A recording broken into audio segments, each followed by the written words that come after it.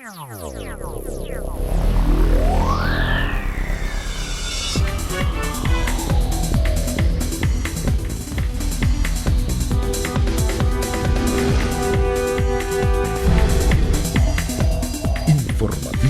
Mira TV está en ti.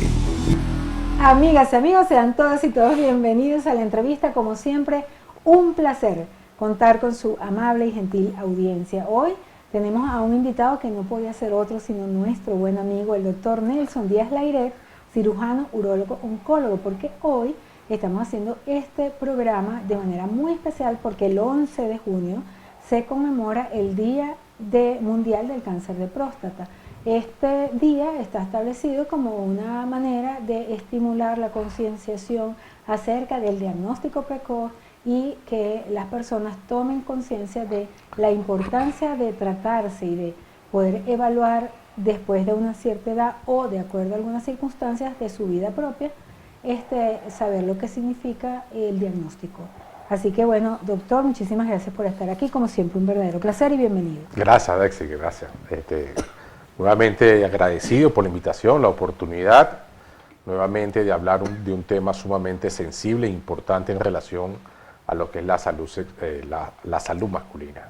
Bueno, y precisamente en virtud pues que lo estamos haciendo para también colaborar y contribuir a esa conciencia importante de la colectividad acerca del cáncer de próstata, nos gustaría conceptualizar, primero que nada, doctor, ¿qué es el cáncer de próstata? Sí, bueno, el cáncer de próstata, y es una información que hemos dicho en forma muy repetitiva, pero tenemos que seguir afianzando este mismo tipo de información. El cáncer de próstata es el tipo de cáncer más frecuente que presenta el hombre. Después del cáncer de piel, el cáncer más frecuente que presenta el hombre es el cáncer de próstata. Y la primera causa de muerte por cáncer, después del cáncer colorectal, el cáncer de pulmón, es próstata. Es decir, es una entidad clínica, una patología que diezma la salud del hombre, diezma la población masculina. Y los síntomas, porque tengo entendido que hay muchas personas que ni siquiera presentan síntomas. Sí, es una pregunta que también nos la hacen en forma muy repetitiva, reiterativa. Si existe algún síntoma patognomónico, es decir, si existe algún tipo de síntoma en particular que pueda dar algún tipo de alarma al paciente para saber que está sufriendo de cáncer de próstata. La respuesta es no. Cuando el cáncer de próstata empieza ya a dar algún tipo de síntoma, es adjudicable a una enfermedad sumamente avanzada. Es decir, cuando el paciente ya ha dado metástasis, bien sea a nivel circuito óseo, la metástasis ósea, o al circuito ganglionar, o al circuito visceral, cáncer de pulmón, metástasis a pulmón, a metástasis de hígado. Pero en las etapas iniciales de la enfermedad y probablemente localmente avanzada, el cáncer de próstata no da ningún tipo de sintomatología. De hecho, la sintomatología de la hiperplasia prostática benigna, para que puedan entender que es el crecimiento prostático que le ocurre a todos los hombres a partir de los 40 años, y el cáncer de próstata es exactamente igual. El hombre comienza a presentar disminución de la presión, de la fuerza del chorro de la orina, a pararse en la noche, se llama nocturia o nicturia, el goteo, el pujo, pero es indistinto, bien sea para los pacientes que tengan hiperplasia prostática, que es una patología benigna, a lo cual todos los hombres vamos a sufrir y que vamos a tener una sintomatología en mayor o menor escala, dependiendo del tamaño de la próstata o de la obstrucción que ésta pueda condicionar al cáncer de próstata. Ahora, es importante entonces destacar que todos los hombres deberían ir a la consulta. Es decir, no esperando tener cáncer de próstata, pero sí eventualmente padecer de algún tipo de problema con la próstata, sí, ¿no?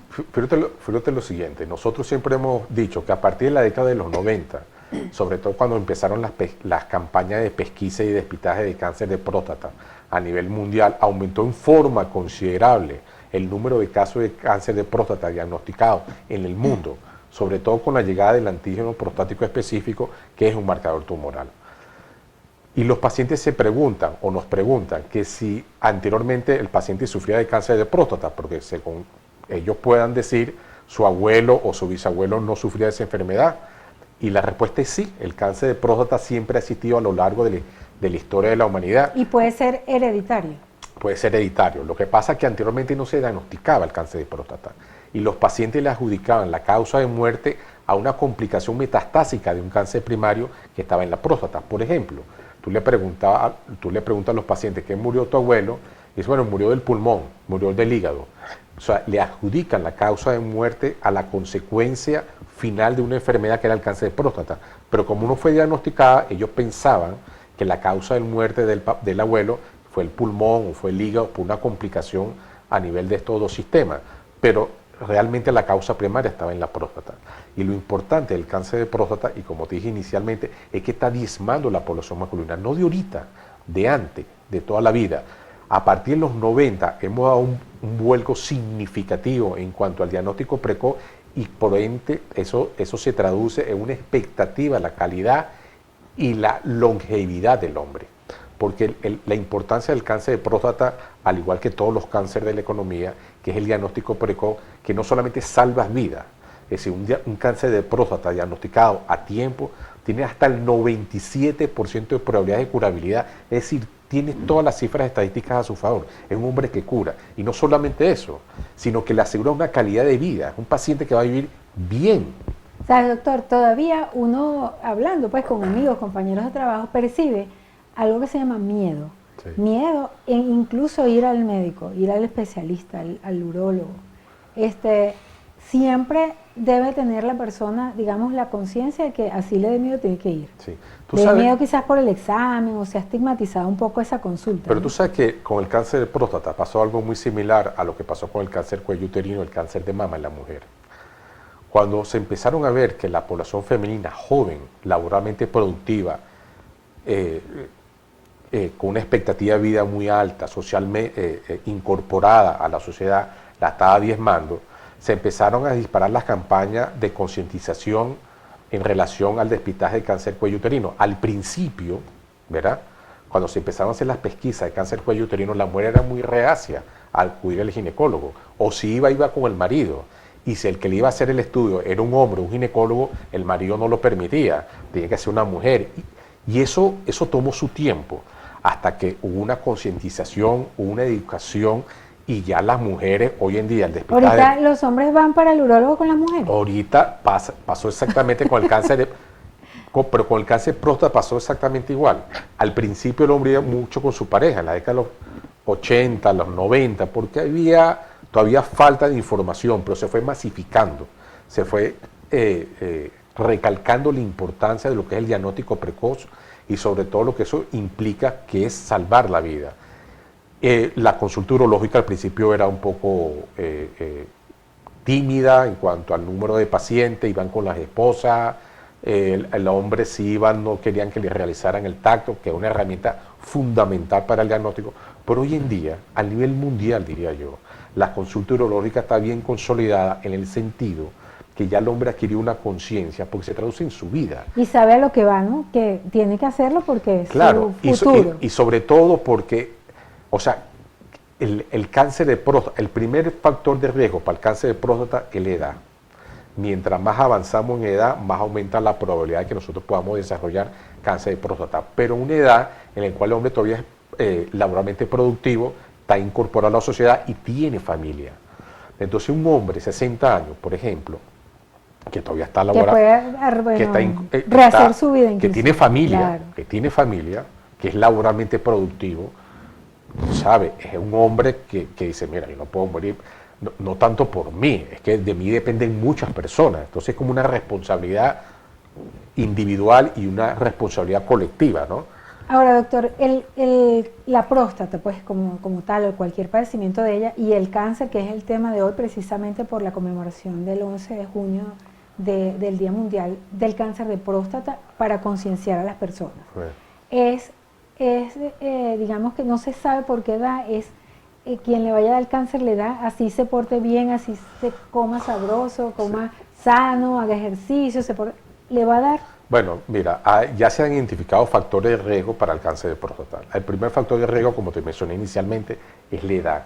Ya por los estudios de histopatología sabemos que casi el 80%, más del 50% de las biopsias que se hacen en cadáveres, pacientes por encima de 50, 60 años, pueden tener algún tipo de cáncer de próstata. escucha, es el 50%. Es demasiado. Pero es un cáncer de Nadie próstata. andará por ahí con cáncer y ni Pero sabe. es un cáncer de próstata que muy probablemente sea un clínicamente no significativo, como nosotros lo clasificamos. Es decir, que probablemente no le vaya a comprometer nunca la vida del paciente. Pero la prevalencia es relativamente alta, que es lo que hay que recalcar en la información.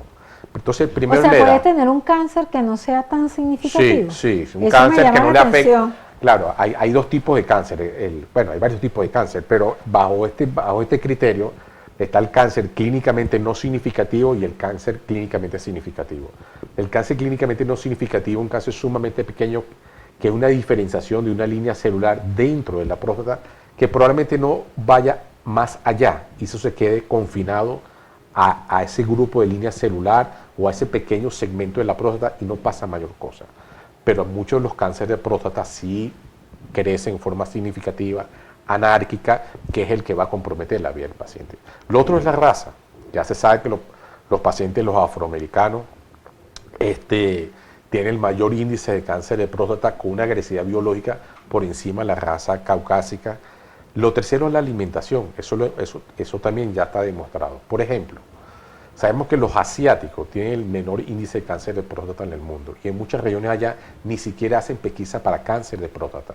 Sin embargo, ese asiático que emigró a Estados Unidos, su generación subsecuente, o la que le sigue, sus hijos, o los hijos de sus hijos, sus nietos, que ya son americanos, Que cambiaron sus hábitos alimenticios. que ya son americanos, tanto en forma de pensar, alimentarse, y esto van a tener el mismo incidencia de cáncer de próstata que el resto de la población americana.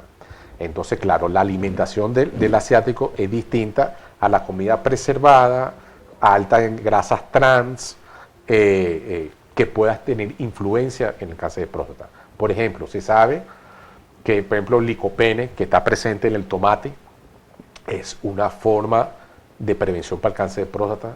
Los isoflavonos presentes en los derivados de la soya y el japonés come mucha soya, que es una hoja que se llama así también soya, es una forma de prevención. Se han tratado de determinar algunos tipos de antioxidantes como el selenio, el zinc, la vitamina E. Esos estudios se hicieron, siguieron a ese cohorte, ese grupo de pacientes, pero no sabemos, pensamos que sí, que el uso de muchos antioxidantes pudiese influir de alguna forma, sobre todo, como dije inicialmente, el selenio y la vitamina E, en relación a la incidencia del cáncer de próstata, pero se demostró que no. ¿Okay? Y hay otros medicamentos, como el finasteride, también que pensamos inicialmente que podíamos prevenirlo, pero realmente no afecta la incidencia del cáncer de próstata. En temas de prevención, fíjese que yo estudiando, porque de alguna manera tengo que estudiar para poder tener esta conversación y sacarle el mayor provecho pues a su conocimiento, leí que inclusive mantener una actividad sexual frecuente y saludable puede evitar el 47% de las probabilidades de tener cáncer de próstata. ¿Eso es mito o es verdad? Pero tú sabes, hay muchas presunciones. Anteriormente se decía que era todo lo contrario, que el no tener relaciones de alguna forma de prevención, porque las infecciones prostáticas, las prostatitis, también se piensa que puede tener una relación en cuanto a la aparición de cáncer de próstata. Es decir, los pacientes que están expuestos a enfermedades infecciosas prostáticas. De transmisión sexual. De transmisión sexual, sí, en esencia de transmisión sexual. Y que puedan relacionarse con el cáncer de próstata. Pero hay otros estudios que han dicho que el aumento de la actividad sexual quizás sea alguna forma de prevención. Sí, pero realmente no hay nada concluyente, ¿sabes? ¿No? Hay muchos estudios todavía ongoing, o sea, que se están realizando y todavía se están utilizando muchos antioxidantes, como el caso del magnesio. Hasta ahorita no es vinculante el tema de las relaciones sexuales con ningún tipo de tema. Se piensa que de alguna forma, pero no es nada concluyente, ¿no? O sea, no hay una certeza científica, pues. No la hay. No que yo la haya leído, por lo menos. Claro, bueno, pero siempre es bueno esos temas irlos aclarando, porque, bueno, sobre todo porque es una conversación, doctor, que de alguna manera creo que viene a la mesa de la familia. Así es. Porque hay muchas personas, bueno, que digamos que la madre o la esposa, la mujer de la casa también influye, incide. La mujer tiene una cultura, como usted decía, de ir una vez al año a su consulta ginecológica, y de alguna manera la mujer también puede incidir en sus hijos, definitivamente, en sus familiares masculinos, para que tomen en consideración esta realidad, ¿no? Que Es así. a partir de los 40 años, salga sapo, salga rana, tienen que ver Así es. cómo hace. En la Ok. próxima parte vamos a seguir conversando acerca de este interesante tema, de la posible previsión y una vez que una persona sufre de cáncer de próstata, ¿cuáles son los pasos? ¿Puede temer morir de esta enfermedad? En la próxima parte, el análisis de nuestro invitado, el doctor Nelson Díaz Laire. Chévere.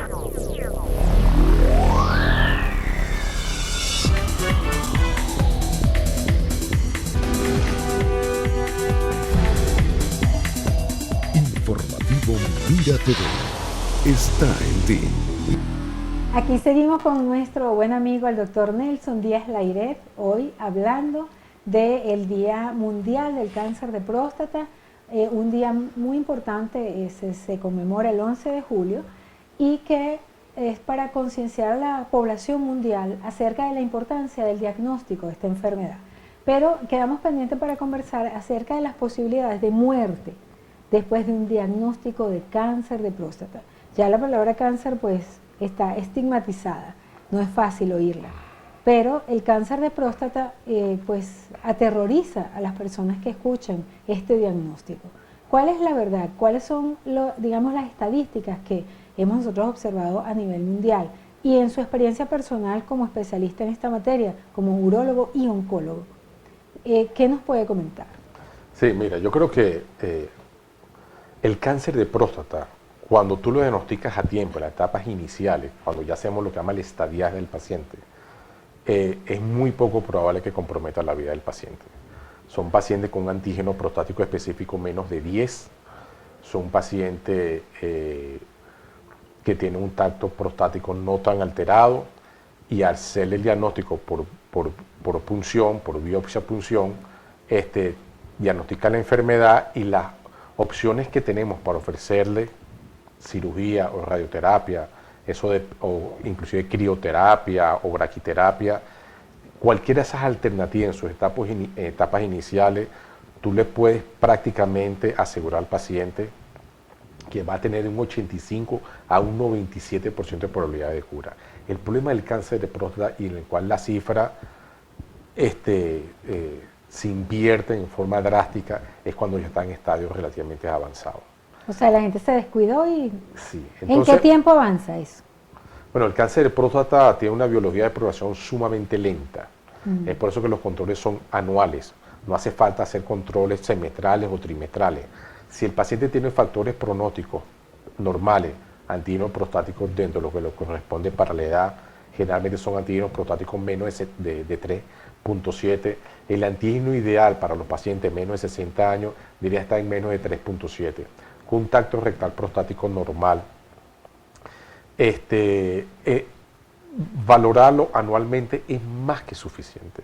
Hay pacientes que están en una zona gris, que son pacientes que pueden tener antígenos entre 4 a 10, que pueda tener algún tipo de sospecha clínica en relación al tacto, aunque no sea francamente patológico, y tú quieres tener un seguimiento bioquímico con ese paciente, es decir, le hace un antígeno prostático de forma trimestral y medimos lo que llama la velocidad del antígeno prostático específico en el tiempo, o lo que llama la densidad del antígeno prostático, y puedes valorar a ese paciente de forma trimestral, cuatrimestral o semestral, porque es un paciente que tenga un grupo de riesgo moderado o un grupo de riesgo alto.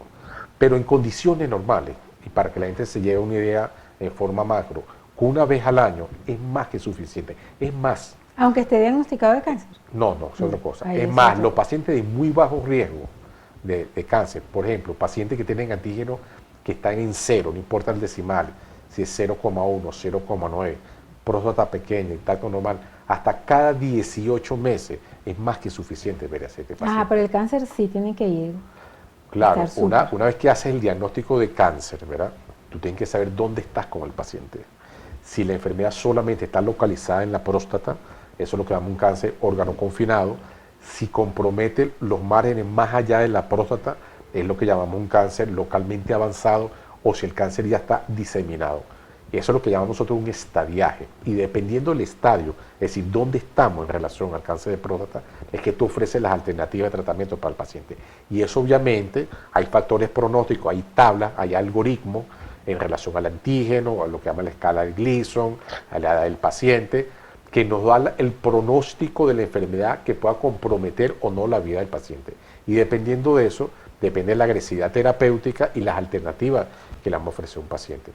Hay tratamientos preventivos quirúrgicos, por ejemplo, para que no le dé cáncer, porque yo creo que oí a alguien que hizo algo así. Sí, no lo hay, no lo hay. O sea, no tienen que operarse si no tienen cáncer. Muchos pacientes te dicen, doctor, por ejemplo, muchos pacientes que operamos de hiperplasia prostática benigna, lo cual hay varias alternativas. Una de las más frecuentes y la más conocida y que la más común dentro del arsenal terapéutico que ofrece el urólogo en la consulta es la resección endoscópica, lo que llama la RTUP, bien sea con energía bipolar, lo que llama plasmática bipolar, resección con láser, resección monopolar, no importa, el equipo que disponga. Eso es porque no orinan bien. Exacto, que no orinan bien. Entonces los pacientes nos dicen, bueno doctor, ya que usted me va a operar de la próstata, ¿por qué no me la saca?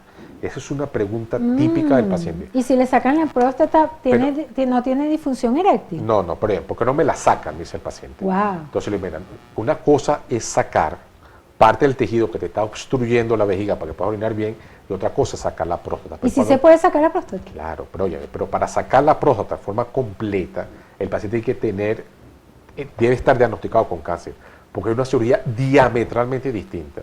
Yo a mis pacientes les pongo el ejemplo comparativo. Si tú tienes una espinilla en el brazo, ¿verdad?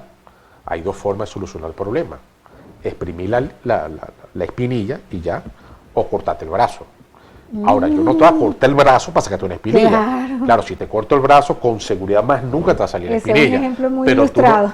Pero tú no puedes amputarle el brazo a una persona solamente para tratar una lesión local. Entonces tienes que tener la ponderancia y ver en relación qué es lo que quieres corregir. Entonces sacamos la próstata cuando hay cáncer, porque es la cirugía. Se requiere un grado de expertise. De alto nivel. Pues. De alto nivel. Pues es cirugía abierta, cirugía robótica, laparoscópica, como decía el doctor Catalón en una oportunidad, inclusive me acuerdo que estaba el doctor René Sotelo, que decía que la mejor cirugía es en el cual el urólogo tenga el mejor grado de expertise. Claro, las tecnologías han ido avanzando para teorías de invasión mínima y uno tiene que migrar a ese tipo de tecnología, porque repercute en cuanto a pérdida de sangre, hospitalización, recuperación, etcétera. Pero si el cirujano tiene un grado de expertise altísimo y ha migrado por una cirugía ya de mínima invasión, pues esa es la alternativa de tratamiento para ese paciente. La pregunta que se hace la mayoría de los caballeros y las damas también, por supuesto, ante una cirugía de próstata, bueno, en el supuesto negado que sea esta preventiva, ¿no? Que no es cáncer. Sí. Y en cuanto a la de cáncer, ambas inclusive me gustaría que nos ilustre con respecto a la disfunción eréctil, que es uno de los grandes temores de la mayoría de las personas cuando se habla de este tema. Sí, es bastante importante esa pregunta, porque también es una pregunta reiterativa y es una pregunta que le preocupa mucho al paciente. Cuando es patología benigna, bien sea que sea cirugía abierta, laparoscópica o cirugía endurológica como la resección transuretral de próstata, realmente no debería afectar la función eréctil del paciente. Si el cirujano o el urólogo es experimentado, tiene un grado de expertise suficiente, ¿verdad? No debería comprometer lo que llamamos nosotros la bandeleta vasculonerviosa, y de hecho es así. Los pacientes que se operan de la próstata inclusive hasta mejoran su función eréctil, porque ese tejido que ya está infectado, que ya está comprometido, que ya ha cambiado la histología y que le deja solamente como un tejido sano, el paciente ve una mejoría en cuanto a su función eréctil porque ya no hace tanta isquemia del piso pélvico. Pero cuando es cáncer de próstata es muy relativo. A partir del año 2000, ¿verdad? Empezaron a surgir lo que llaman los protocolos de calidad de vida para el paciente. Ante el año 2000 nosotros éramos muy agresivos bajo el punto de vista oncológico, es decir, aquellos pacientes... La vida ante la calidad de vida. Exacto. Pacientes que ya tenían cáncer de próstata, entonces éramos muy agresivos en relación a querer erradicar el cáncer sin importar las consecuencias. Pero bueno, el fin justificaba los medios, mira, si no te opero te vas a morir. Pero después empezaron a salir los protocolos de calidad de vida, en el cual no solamente es importante, obviamente, salvar la vida, que sigue siendo la piedra angular de la prevención y de la cirugía oncológica, sino tú tienes que brindarle calidad de vida al paciente. Ese paciente debería quedar continente, es decir, que no pueda tener pérdida involuntaria de orina. Que es otro detallazo, ¿no? También. Es otro detallazo. Y con función eréctil. Pero de eso, aún en las mejores manos y con las nuevas tecnologías, aunque hemos bajado drásticamente la cifra en relación a la aparición de la disfunción eréctil y la incontinencia urinaria, también va a depender de la agresividad quirúrgica que nosotros tengamos. Porque no es lo mismo O la agresividad del cáncer, ¿no? Exactamente. No es lo mismo operar un cáncer que está empezando, lo que llamamos nosotros un T1B, un T1A, un T1C, N0, M0, que es o un T2A, que es un cáncer que está relativamente empezando, en el cual tú puedes preservar la anatomía y preservar lo que llamamos nosotros las bandeletas vasculonerviosas, los nervios que le llevan inervación, le llevan corriente tanto al esfínter como a la función eréctil, para que el paciente pueda tener función. Ese tipo de cirugía verá que los índices de disfunción y de continencia son excelentes. El paciente va a quedar con una buena función eréctil y muy probablemente el paciente va a quedar con un continente. Pero a medida que el cáncer va avanzando y que quirúrgicamente tú tienes que ser mucho más agresivo, pues no puedes dejar enfermedad. No puedes dejar enfermedad en pro que el paciente quede con función eréctil. Tú tienes que ser lo agresivo que tengas que ser, ¿verdad? O si tengas que hacer lo que llaman linfadenectomía extendida o super extendida, porque ya el cáncer se ha diseminado a nivel de la región ganglionar. Y entonces muchas veces en esa agresión quirúrgica se puede comprometer la bandeleta vasculonerviosa, es decir, los nervios que van a llevar inervación y que vayan a comprometer la función eréctil. Los pacientes que operamos el cáncer de próstata, nosotros empezamos con forma precoz ya a ofrecerles drogas vasoactivas, tadalafilo, sildenafilo. ¿Qué hacen esas drogas? Es como el famoso Viagra, ¿sabes? Ellos van recuperando la perfusión, la irrigación de los cuerpos cavernosos y el paciente empieza a recuperar su función eréctil. Sí tiene un tratamiento eventual. Bueno, lo empezamos, es parte del protocolo, empezar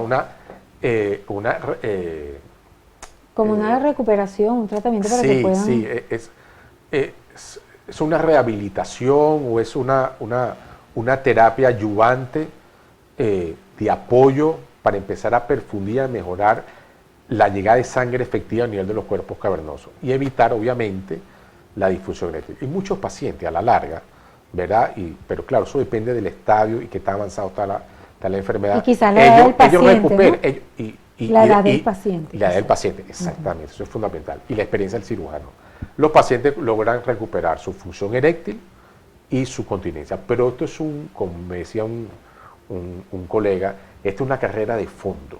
Esta es una carrera de 800 metros. No puedes pretender que un paciente que opere de cáncer de próstata es una carrera de 100 metros que ahí mismo va a llegar. A la semana va para los papeles, nada de eso. Entonces dice, mira, si tú sigues las indicaciones que es, con toda o absoluta seguridad, si uno puede ser tan absolutista, porque hay varios factores que influyen en esto, pues es un paciente que va a tener su buena calidad de vida, continente y con función eréctil.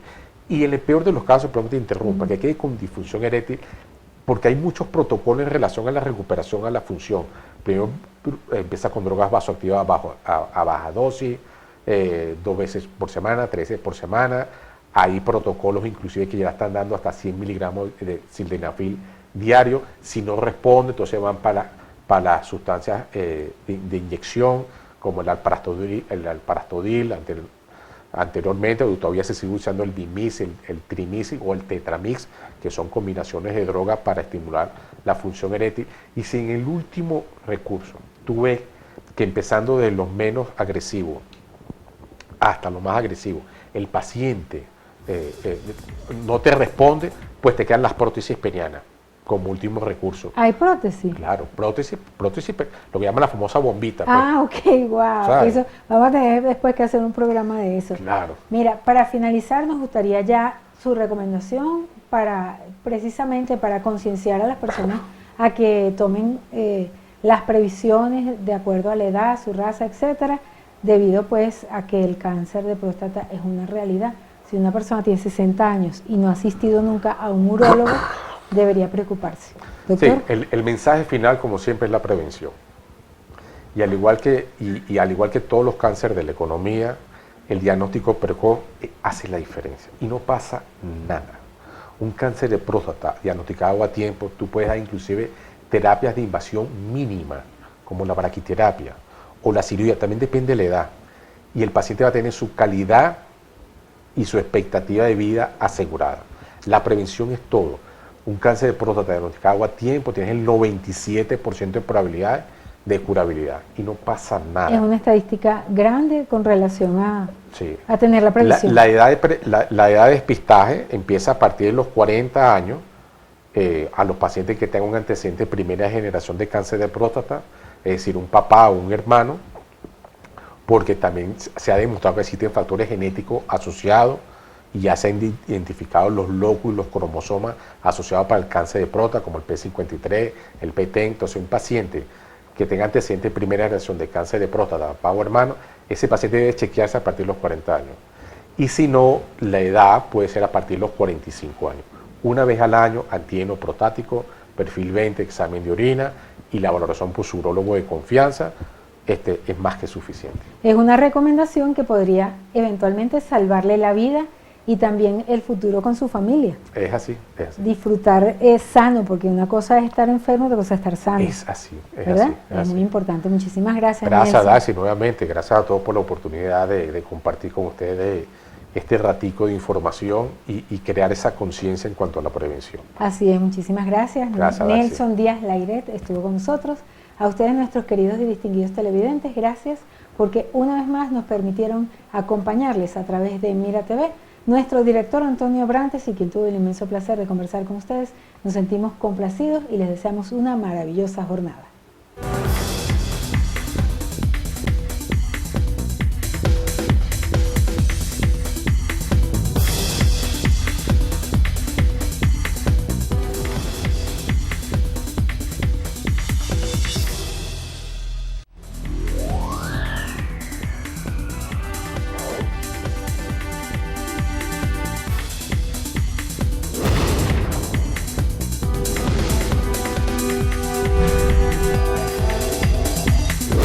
Informativo Mira TV está en ti.